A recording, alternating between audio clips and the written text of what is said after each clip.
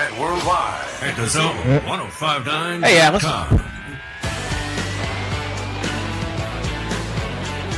How you doing?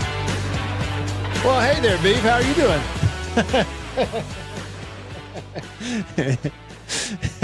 doing? Welcome in. Welcome into this 1 hour edition of the show here on this Wednesday. Like, we start the show, and the first thing I hear Beef go, "How you doing?" Oh, yeah, the surprises every now and then that pop in here via microphone is awesome. I'm doing fine, Beef. Hope you're doing well also. That was fantastic. Welcome in, as I mentioned, a 1 hour version of the show today. I got a meeting to go to, but I get to hang out with y'all for an hour here on the show in the middle of the day. So welcome in. On the day after the new college football playoff rankings come out, and whoa, baby, look at the gnashing of teeth. Roll Tide, roll. Now, which one of y'all did that with me? Huh? Looks like Bama's getting in. Oh, but should they? 3-loss Bama is in.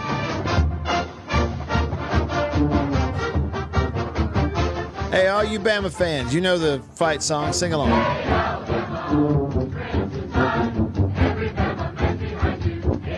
Hit your stride, baby, in the playoffs.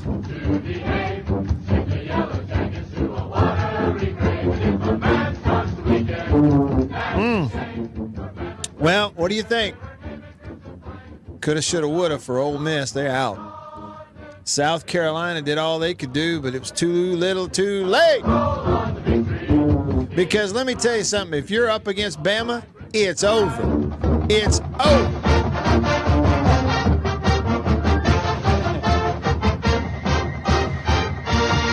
All right, welcome in. You can be a part of the show today. I hope you will. Shoot me a text. Comment on the live stream. Give me a call on the Divinity phone. However you want to be a part of the show. I hope you will. And it's easy. The number to text the show, 885-3776. That's a 601 number, 885-3776. You can call me on the Divinity phone, Divinity Equipment, Madison and Jackson, your Kubota dealer. Number to call, 897-1059. Call that number. We get to talk. Live on the air. We all get to hear your voice. 897-1059. And, of course, hey to you over there on the live stream. YouTube, Facebook, out there in X land, formerly Twitter. Feel free to drop a comment and let me know what you think. Yeah, I mean, what in the world? The top 10 teams in the rankings that they released last night all have a maximum of 2 losses.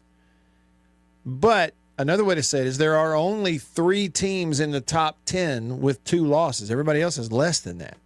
So when you're sitting there as a 3-win team, even though you're in the SEC, one thing you can see is you're just, this year anyway, there's no such thing as being in the top 10 in terms of the rankings with 3 losses. Now, there's a little bit of that quirk in there, and I didn't figure this out until later on last night after I was kind of reading up on the aftermath, that there's one playoff spot. It's going to go to teams that are not, or a team, at least one team that currently is not ranked in the top 12. And that'll be your Big 12 champion, because the highest-ranked Big 12 teams are Arizona State at 15, Iowa State at 16. They're both 10-2. They both are playing each other in the Big 12 title game. The winner's going to get a playoff spot. Loser will be done, move on to something else. But that means, what that means is then, of those top teams in last night's rankings, only 11 of them possibly in the playoff, not 12. That means Miami's out because they're at number 12. You confused yet? And that means Ole Miss is 2 spots out because they're at 13. That means South Carolina is 3 spots out. It's over because they put them at 14. Well, let me know what you think. Get on in here. First, I would like to check in and say hi to good old buddy, old pal, Beef. Hey! Hey, Roll Tide, B. Roll Tide. Wait, do you say roll tide, or do you do like a lot of my friends just say row tide? No. Roll. Show them the respect. ROLL.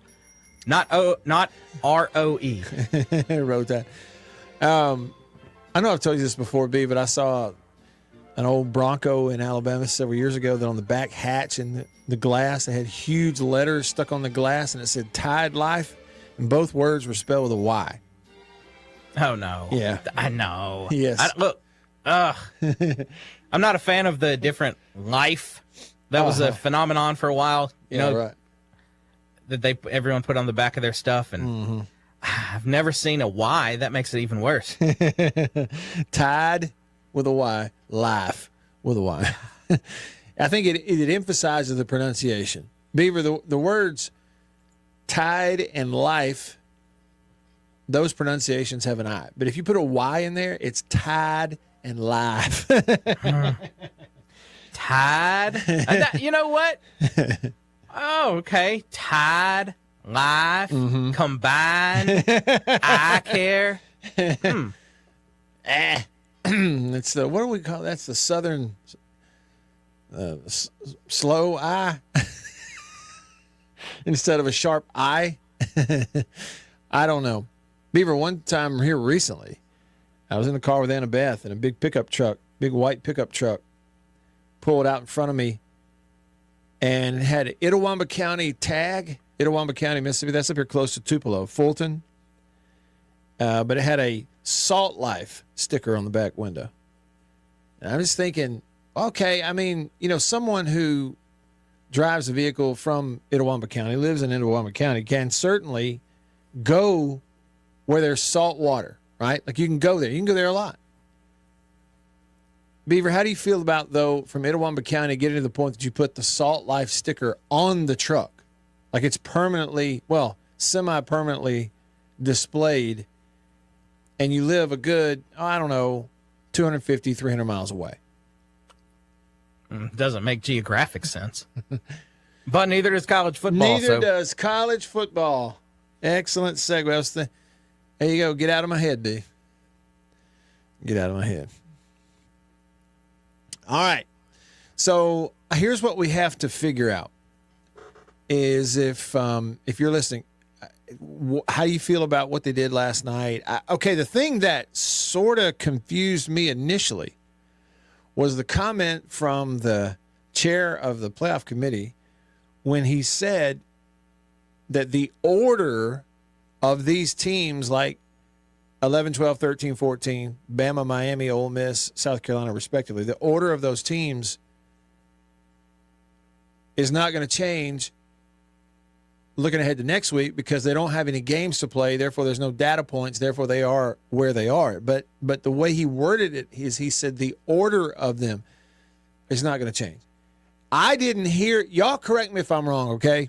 Seriously, I'm sure there's someone listening who you've studied every jot and tittle, as the Bible would say, of this conversation even more than I have, and maybe you can enlighten me. But I didn't hear him say it would be impossible for them to move up a spot. I just heard him say, or read him say, the order was stuck, meaning, okay, if you're talking about the order, well, the order is what? Alabama ahead of Miami, ahead of Ole Miss, ahead of South Carolina. So in that order, Roll Tide, Hurricanes, Hotty Toddy, and Go Cox, those in that order are going to stay in that order. But you have the ACC and SMU thing going on. Okay, hear me out. They put SMU at number 8, who is 11-1. But they play Clemson this weekend in the ACC title game, who's 17, okay, and has 3 losses already. So let's say Clemson beats SMU for the ACC title this weekend. That would make SMU with an extra game 11-2. They'd have one less loss than in Alabama, and they're sitting there at number 8. Okay, Clemson at 17 with already 3 losses from a weak conference is not going to leapfrog any of those SEC teams, I don't think, because they would have to leapfrog South Carolina, who just beat them head-to-head at Clemson. So they're not going that high. And South Carolina sitting there 14, Ole Miss at 13, Miami 12, Alabama 11. So what I'm saying is, you see, I heard him go, well, the order isn't going to change. They don't have games. Well, okay, the order is how they are incrementally. It's Bama, then Miami, then Ole Miss, South Carolina. But if they all move up one because SMU is now out, it could potentially put Miami or Ole Miss in. But everybody's saying, no, that's not how he meant. Some of y'all heard the context. I didn't hear it. Again, I read the quote because the word he used was order. Well, okay, if you're telling me that they're not going to potentially, because they don't play a game, there's no way they're going to move up a spot. Well, okay, what does that mean then? Does that mean that worst case scenario, SMU loses? They're now 11-2 after losing to Clemson. They're just going to drop them back to number 10, still be one spot ahead of Bama? Or they're going to drop them back to 11 and Bama goes up to 10? Well, no, that would be changing the order. His comments confused me. Can you tell? But I know for our Ole Miss friends, that conversation doesn't really matter to them because they're not getting in one way or the other, and they're mad about it. So is South Carolina, and I think they have good arguments in certain ways when you position it in certain ways. You know, in terms of 3 lost teams, I'm not so sure that South Carolina doesn't have the better argument of them. But just like we said yesterday, when we just know this going forward, just know it until you see otherwise. It doesn't matter what the playoff is, whether it's 12 teams or they go to more than that, 16, 32, who cares?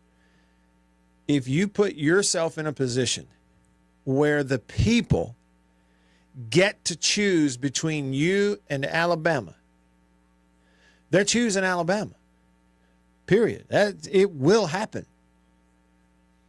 Television is the one who effectively is putting the money in everybody's pocket anyway, and television is going to get who and what they want. They want Alabama. There's just no doubt about it.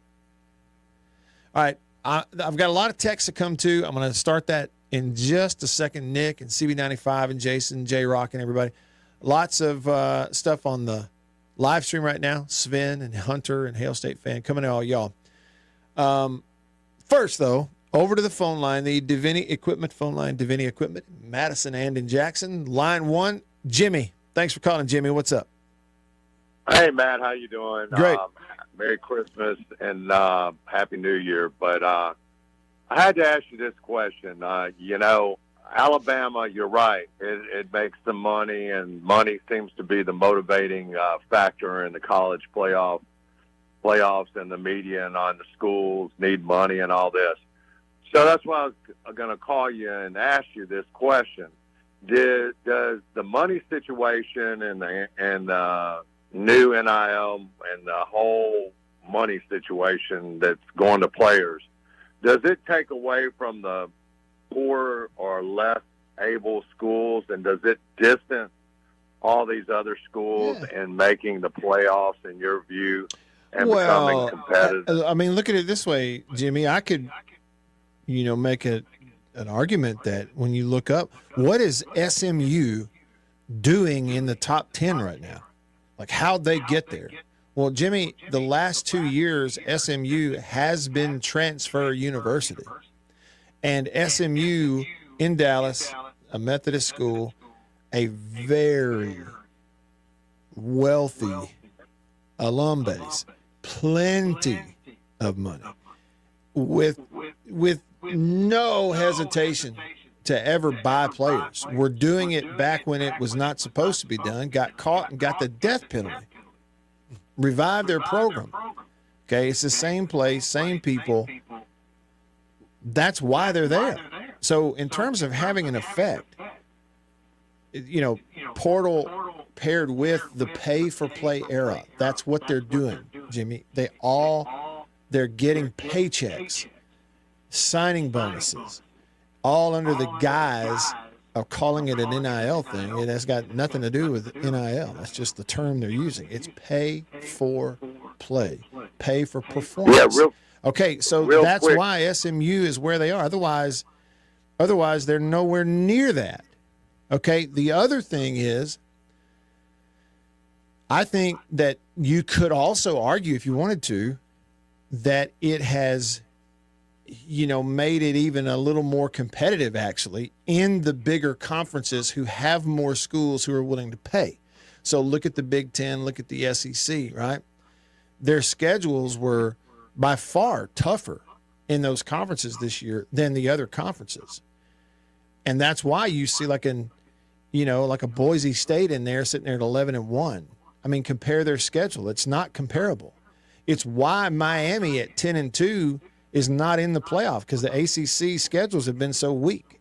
It's why Clemson at 9-3, they're outside of the top 15, and you have 3 SEC teams in the top 15 with 3 losses, because you've got the SEC and the Big Ten have more schools with more interested alums, with more money to throw around to try to load their rosters, and the schedules are tougher in those things. So in multiple ways, paying the players, has set this thing up where there's some separation going on. And even within the conferences, yes, from year to year. But I think, it's so new, we're still going to look up in 10 years and be kind of learning what the real effects are. That's what I think.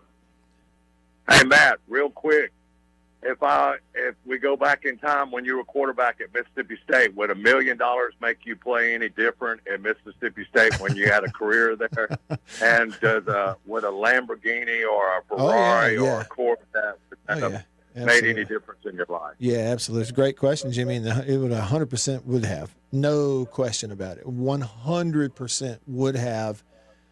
There's no way that college-age Matt would have been able to have the same focus, have the same resiliency, stick-to-itedness, and everything, fight through adversity approach if they had put $1 million in my bank and given me a sports car to drive. There's no way I would have been the same kid, period.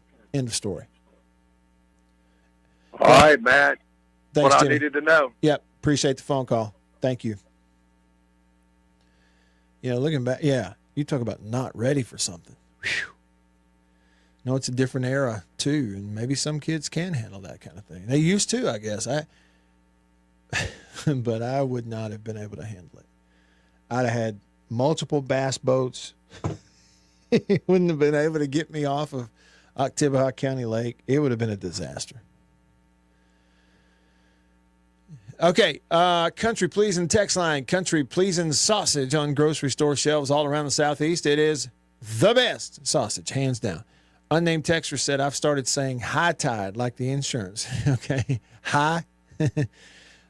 Nick texts the show. He said the committee left out an undefeated Power 5 team last year so that Bama could get in. Anybody that thought Alabama was going to get passed up by Mississippi must have started following college football recently. That's Nick. And I felt the same way. Like, it's just not going to, and Nick, here's the thing about it, too. It's probably not the conversation for today, but at some point, when the dust settles here, either at the end of this week or next week, you have to ask some really tough questions in the state of Mississippi. It's even tougher questions for Ole Miss supporters to talk about. Now, and that is, how do you justify sinking anywhere between $15 and $20 million in a college football roster, knowing if you simply match up with a school like Alabama, you will get left out because of that human element in that committee? How do you do that? I mean, really, what's the answer to that question? How, in the state of Mississippi, do you justify sinking $20 million, which I think that's closer to the real number, in a football roster for it to lose to Kentucky and miss the playoff? How do you justify that? What do you do about it? Okay, one of the potential answers is this. Well, we thought spending $20 million put us in a driver's seat. We certainly had the talent. What we have learned is spending $20 million is merely the cost to play ball. Anything less than $15 million, you're just going through the motions. That could be the answer. Now, I don't know that it is, and I don't necessarily right now subscribe to that idea. I'm saying you may look up and that may be the answer. But again, in a state like Mississippi, you have some really tough questions to answer. Like, should you be sinking $20 million in your college football roster? Because, buddy, here's what I'm telling you what just happened. You sink $20 million into it. In a state that you don't just walk around and find $20 million. And you put your most talented roster out there, and you went 9-3 with it because the Southeastern Conference is really tough. Bad LSU team, mediocre, go to Baton Rouge, lose.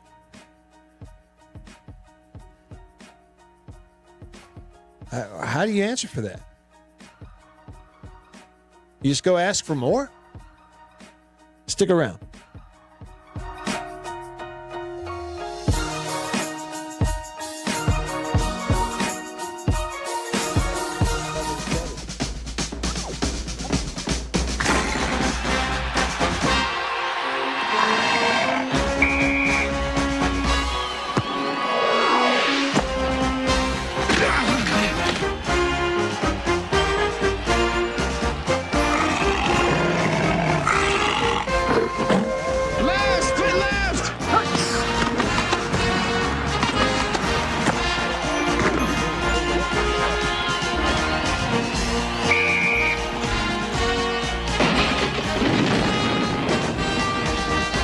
Today's game from Tuscaloosa, Alabama.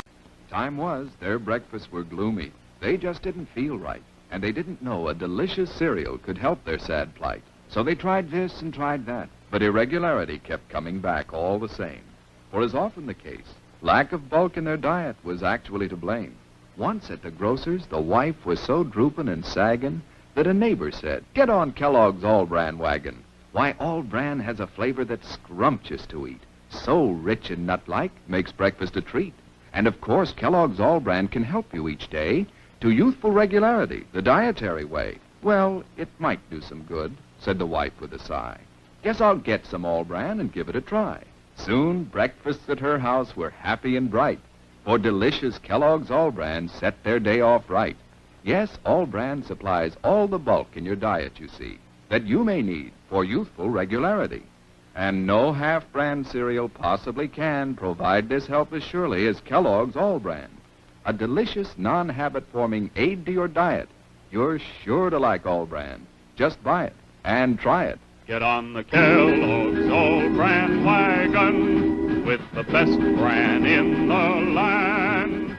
The cereal that tastes bran, the cereal that's All-Bran, a breakfast treat that can't be beat. Be a regular guy and climb aboard the All-Bran wagon. Eat Kellogg's All-Bran.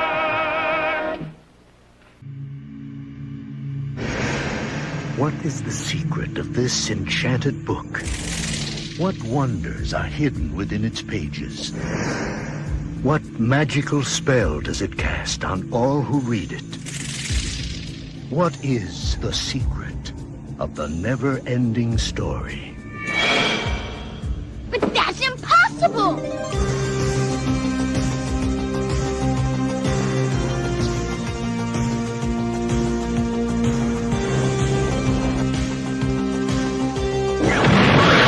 You will enter a world where a young boy's imagination becomes a vivid reality.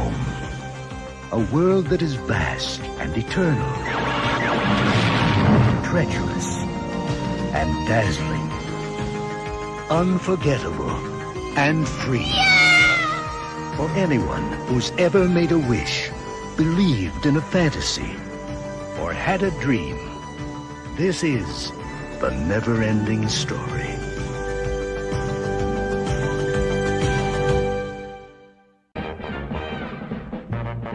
It's a new thing, it's a fun thing, it's a swing wing. It's a what? It's a swing wing, it's a wing wing. A brand new classic grand fun thing. It's a what? It's a swing wing, a fun thing. And now it's your favorite store thing. It's a what? Mazda announces some great news for truck buyers. Right now, you can beat the already outstanding value of the $67.95 Mazda SE5. Introducing Mazda SE5 With Matt Wyatt right here, right now on the Zone 105.9 and worldwide at the Zone1059.com.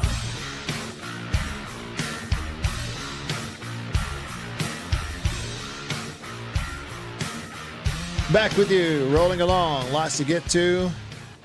Hunter on YouTube, he's watching the live stream. He said, anybody else on here love the old SEC commercial that plays? We need a new version of that. Yeah, that is the old intro to the SEC on TBS Game of the Week from like back in the late 80s, early 90s, when TBS on Saturdays carried one SEC game, and they had an animated like cartoon intro.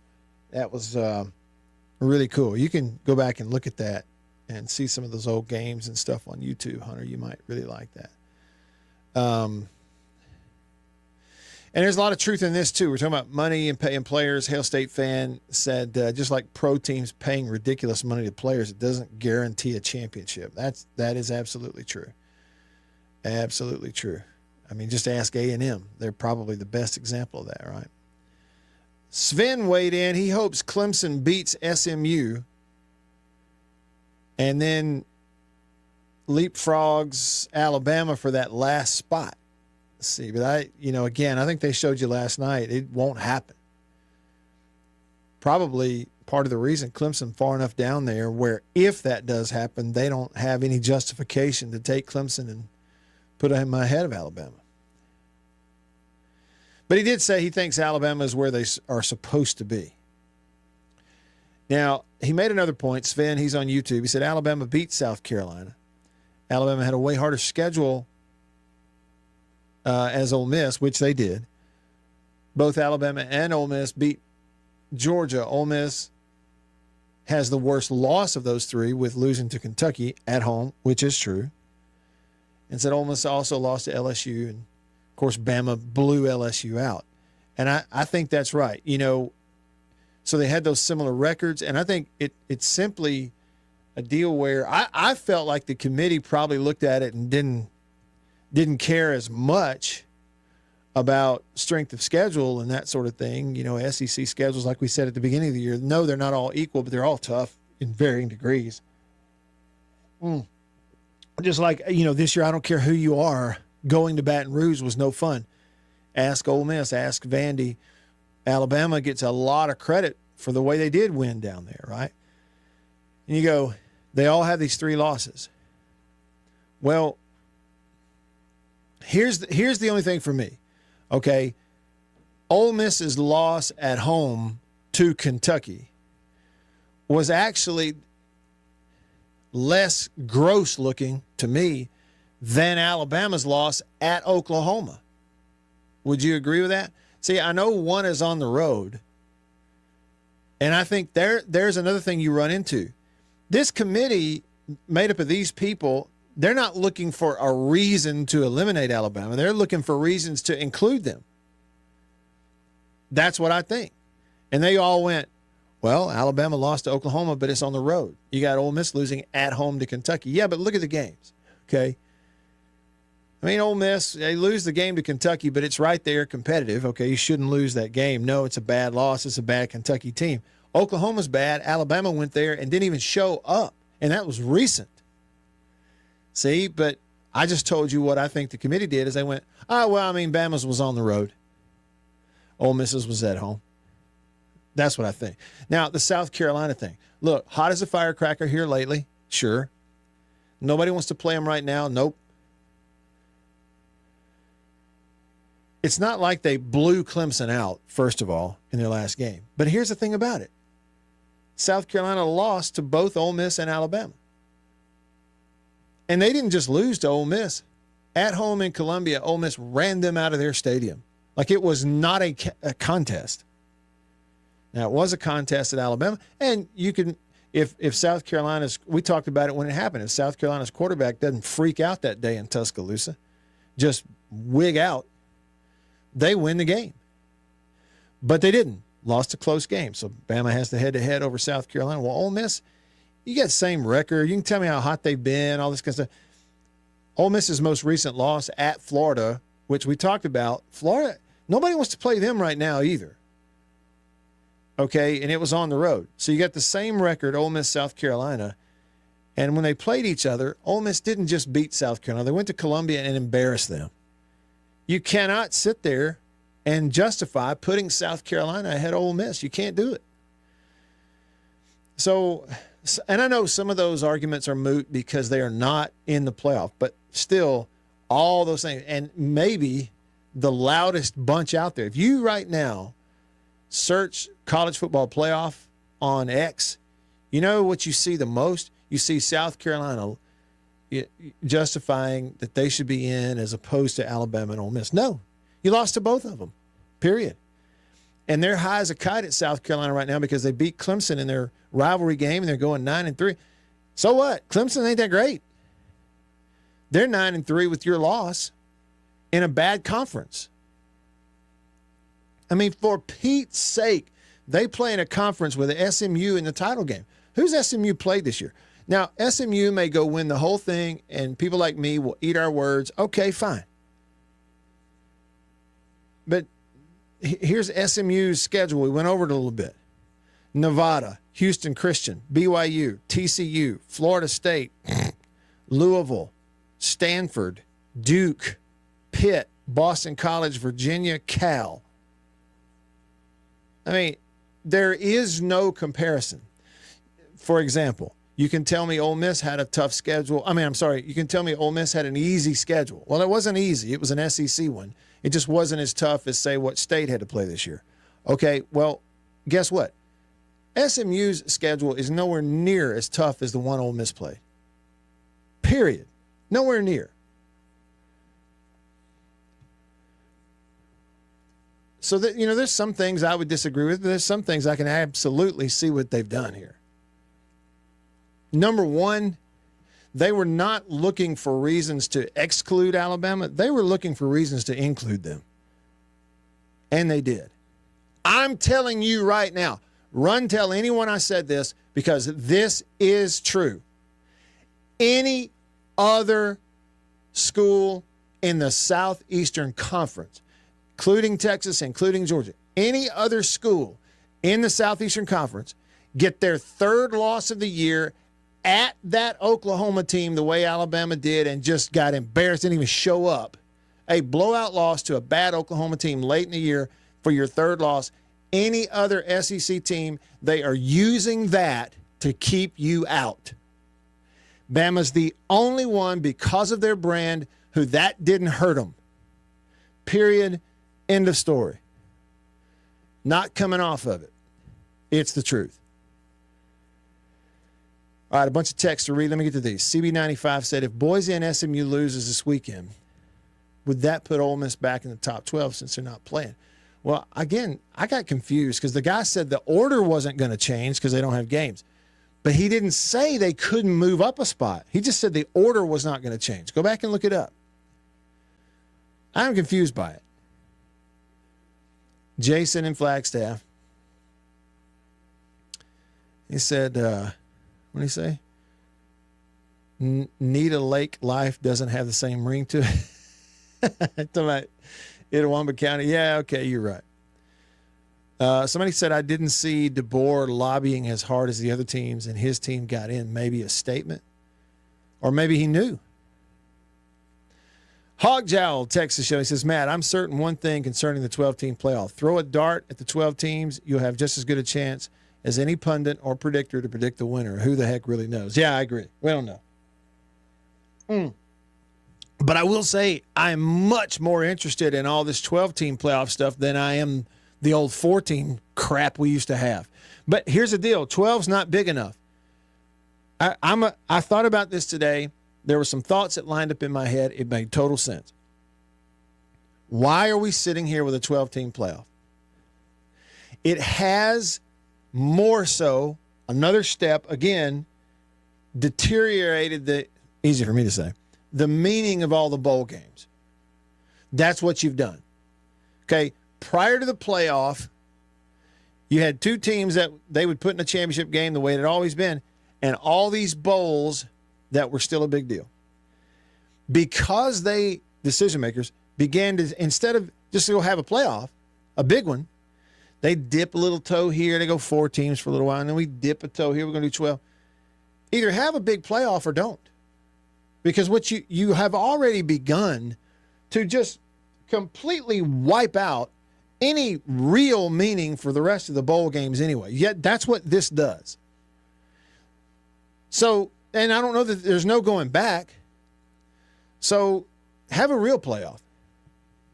Bunch of teams in it. Several weeks worth. Have a real one. We still don't have a real one. All we have is still a little bitty, teeny, tiny, kind of sort of hint of a playoff that at the same time has just killed the interest in bowl games.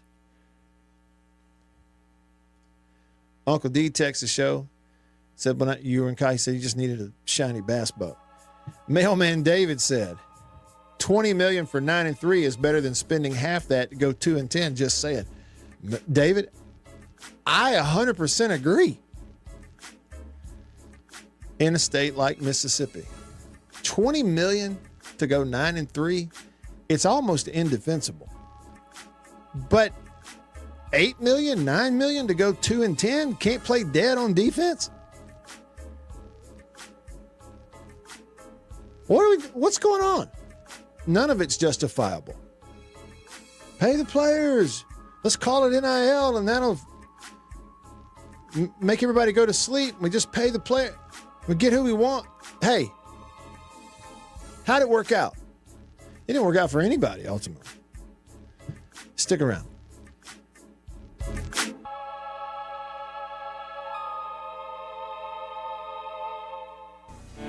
Thursday, it's Cosby starting off a night of family fun. And leave it to Family Ties to keep the laughs coming. Oh, no. What are we going to do? Everything's under control. Then on Cheers, will Norm fink on a friend to get a promotion? Yeah, yes, yes. And the fun continues with Night Court. Thursday. For over half a century, dairymen have tried to capture in cans the flavor of pure, fresh milk.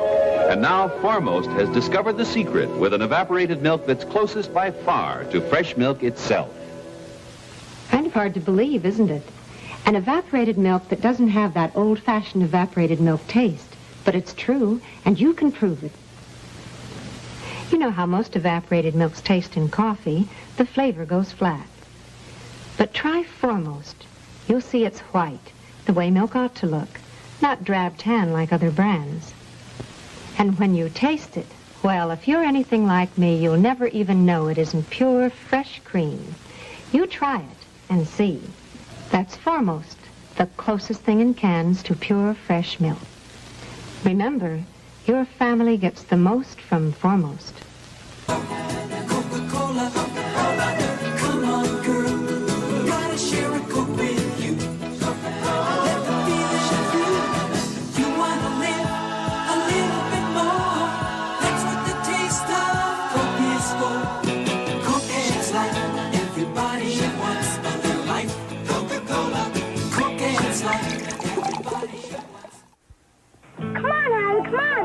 We're getting our picture taken. Special moments. Times of your life you'll want to remember in pictures. Smile, Howard. Smile. To help make those pictures look as good as they can, make sure Kodak paper is behind them. If you don't see these words, it isn't Kodak paper. Just look for this sign when you get your pictures. Kodak paper, for a good look at the times of your life. Gee, wasn't that fun? Come and get it! Come and get it!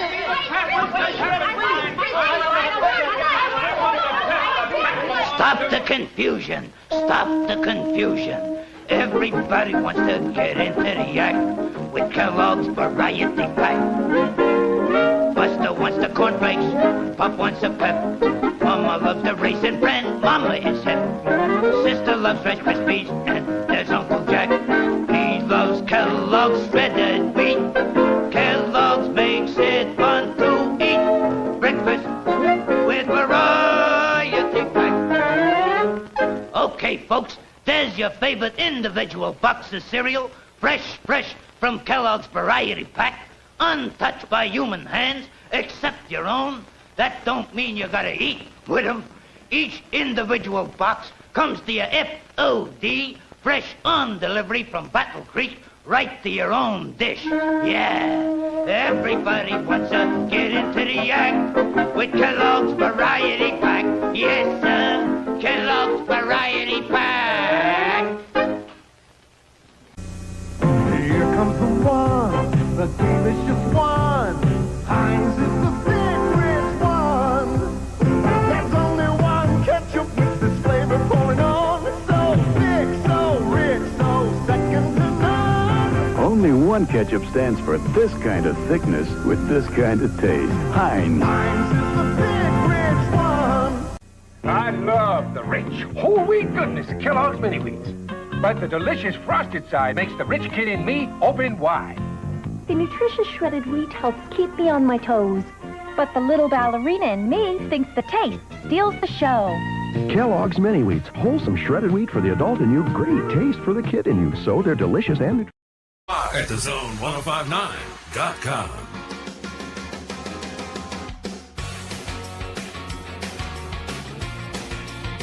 All right, here we go. Back with you. I've got a little bit of time left. Today's a 1 hour show. Got a meeting to go to, and then we'll be back to the 2 hour stuff tomorrow and Friday. Of course, championship games in high school starting tomorrow night. Can't wait. Hunter said, don't forget state plays tonight. Rematch of the 2023 NCAA play-in game. Yeah, Pitt and Mississippi State, Humphrey Coliseum tonight. Boy, the SEC had a great run on night one, didn't they, of the SEC ACC Challenge. They sure did. Hey, and listen, y'all, if you don't hear anything else in this hour of radio today, hear this. And I want to go back to this comment from Mailman David. Okay, what do y'all think about this? Be honest with yourself. He said $20 million for 9-3 is better than spending half that to go 2-10. Just saying. Yeah, I mean, and just in number of wins per million. All right, David, if we're just doing wins per million, you'd say that Ole Miss came out ahead right there. And the fans get to go on a bit of a journey, a bit of a positive one, as opposed to State fans, in your words, spending half that to go 2-10 and going on a bit of a negative one, right? But here's what this is a little bit of preaching here, okay? But sink it in, David. And let's look at it from the perspective of priority and what's right and wrong and all this kind of stuff, okay? And hang with me, because I'm about to stand on a stump, but we'll be fair about it. $20 million on a college football roster in a state like Mississippi. 8 or 10 or whatever it was State spent on their football roster this year. Now, David, you and I both live in Mississippi. And according to accepted statistics, whether it's stats on this problem that have been gathered and curated by your government, by your agencies, or even by third-party nonprofits who work in this arena. Listen to this. According to everybody's data, last year, 2023, in Mississippi, 16% of the population, or that would be 480,000 people, almost 500,000 people, don't have enough food and certainly don't have the right kind of food, don't have enough food. And that includes, according to these numbers, 1 in 6 children go to bed hungry. Now, hang on a minute. Hang on. I can't. When I first saw the number, I go, wait a minute. 1 in 6 children in this number of almost 500,000 people that are food insecure, which means they don't have enough food day to day.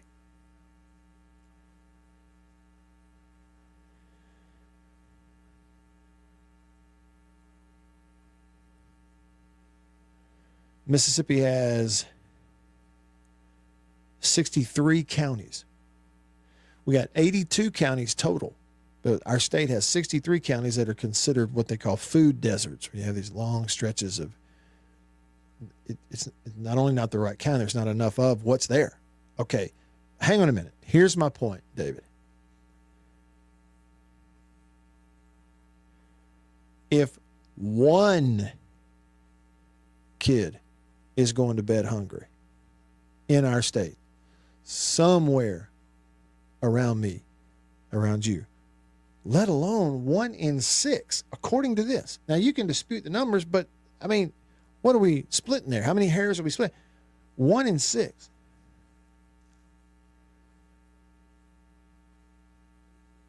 And we can come up with $30 million for our college football rosters through donations.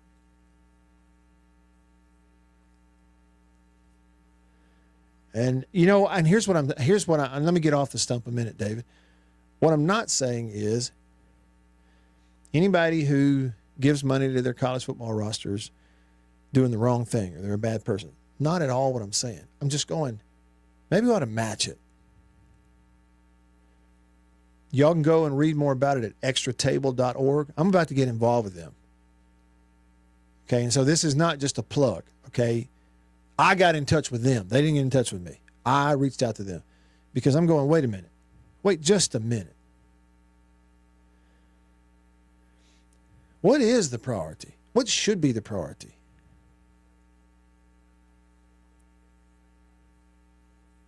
You know, I mean, look at it this way. What if one of those 1 in 6 children is living next door to you? Living next door to me? Then what? Then I got money to shell out for a college football roster? Maybe I do, but I better, for my own sake and for my own peace of mind to lay my head down at night and sleep, I better come up with at least that much for the hunger problem. That's me. That's me personally. If I can give $25 towards a football roster, I better come up for my own sanity, for my own peace of mind, for my own conscience. I better come up with at least that to give to somebody to make sure that there's not a kid laying down at night going to bed hungry.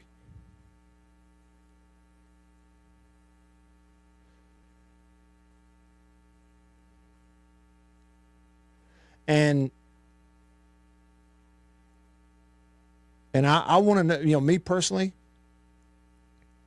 I'm about to get it because I don't like thinking that. I don't like knowing that. I want to know. I want to know what 1 in 6 means. I want to know what it really means. I want to know what 480,000 people that are quote unquote food insecure. I want to know what that really means. Because, you know, I'm getting older and older, David. You and me both. I don't have a lot of time left as compared to what I used to have, right? Every hour of radio goes by, I got less and less time here. And maybe it's time for me to stop reading stats and start trying to affect them.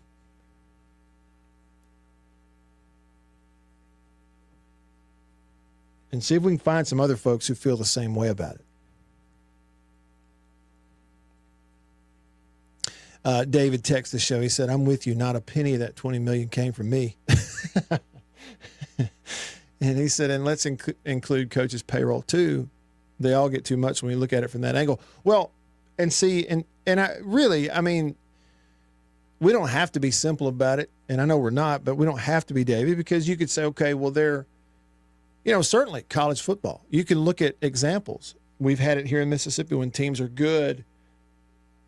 It has a tremendous economic impact, right? Money starts coming in, and your enrollment goes up, which starts to have this domino effect. Okay, well, there's some importance there. There's some importance placed on it. And if you're going to do it, you want to be good at it. I 100% agree with that. But there also has to be some pragmatism in the way that it is approached. And maybe there's a way to get the schools involved up front with attacking this. And look, here's my thing, David. I know that there are plenty of different types of needs out there. Okay, it's not just, the hunger problem. There are other problems. There are other needs. There are lots of great nonprofits. There are lots of great charities and lots of great, children's hospitals to support that are doing great work pro bono, to help people and that kind of. There's all kind. But what I'm looking at is we're talking about food. I wouldn't dare sit here and make some grand argument that one cause is greater than another. But I might argue that if we're talking about food and we're talking about children, I do understand there's some nuance when you talk about 480,000 people food insecure, and there's some that it's about what they're eating as opposed to having something to eat. I get that. And for an adult, it's might be different. But when we're talking about children and something as simple as food, man, what am I doing? How do you find that out and just pull the shade down and go about your business?